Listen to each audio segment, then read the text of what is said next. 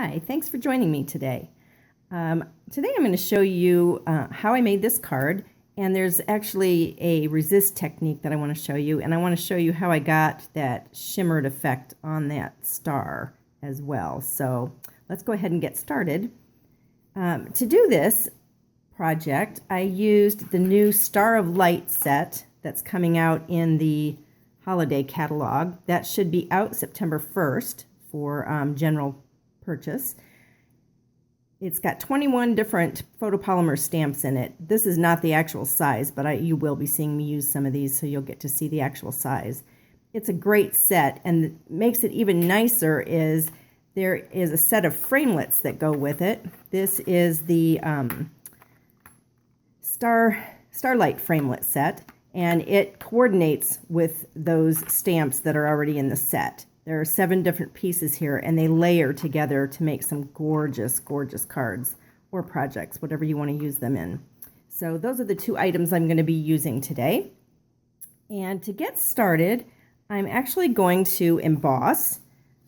And I'm going to emboss using the lacy stamp that's in the stamp set. So in order to emboss, I'm going to use my Versamark pad. And this is a great pad for embossing because it gives you a nice sticky background. And so if I'm doing something like this where I'm going to mass produce for Christmas cards or something like that, I can get a whole lot of these. I can do probably 6 to 10 of them before I have to emboss. It doesn't dry super quickly, so it makes it very nice. And I wanted to show you how I got the shimmer on that card. We used to have an embossing powder called Iridescent Ice, and it worked really well for that, but we don't carry it anymore, so I was very sad. So what I did is took some of our white plain embossing powder and some of our Dazzling Diamonds glitter, and I just mixed them together 1-to-1, and I got this nice embossing powder that has shimmer in it. So once I put that image on there, I just sprinkle this on to cover the whole thing. Pour back your excess, and you get this nice image. It's kind of raised. Now, especially with this, it probably would have been good for me to use my embossing buddy, because you'll notice there's some extra glitter sticking elsewhere. The nice thing is, because it's not embossing powder, it won't stay when I emboss this image. So I'm going to just move this aside, and I already heated one with my heat tool, so you didn't have to listen to that on the tape. And so there is my image, and it's all ready to go. And you'll notice, that I don't have excess glitter around it because it didn't stick. So now I'm ready to do the emboss resist technique. And to do this, I'm going to use my Soft Sky ink pad and one of my sponge daubers. And I always label mine so I don't have to wash them every time. I can just grab them and use them over and over again. So for this, I'm just going to dab into my stamp pad, and then I'm going to start in the center and just kind of work my way out. And I'm going to particularly put quite a bit of ink on that center part, and then just go up from there into the sides of the star. It gives kind of a variegated look, and that's what I want. I don't want it to be, you could make it totally solid if you wanted to, but I kind of like the look of it variegated like that. So you'll notice that embossing powder obviously doesn't take up the ink, and so you get this nice embossed resist image, so your image stands out on the card. I went ahead and used my framelit and sent that through the Big Shot, our die cutting machine. And this is what I got. So I just used this outside framelit here and put it over my image and sent it through. So there is my embossed image with the ink. And now I'm going to use the stamp set to stamp the background of my card. I love this swirly stamp that's in this. It's a beautiful stamp, and I could see using it for a lot of different things.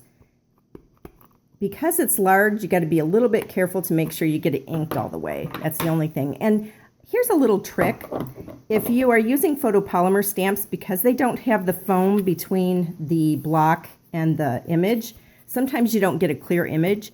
If you take our piercing mat and put your paper on that. It has just enough give that then when you stamp your image, you'll get a nice clear image most of the time. I hope it did this time. Yes. So there is our image. And then I'm going to go ahead and stamp my saying. And this set comes with several different sayings that go nicely with the images in it.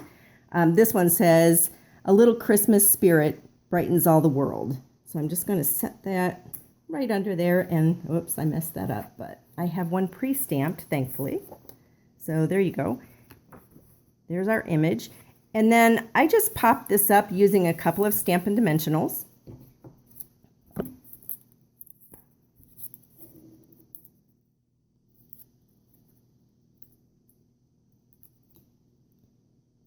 You don't need very many, just a couple on this. And I'm going to center that right above that swirl. And then layer all of that onto the soft sky cardstock. Now, just to add an extra little bit of bling, I used some of our metallic enamel shapes. And with these, you get 100 images or 100 pieces of the silver, and there's also a sheet of gold that come in the same package.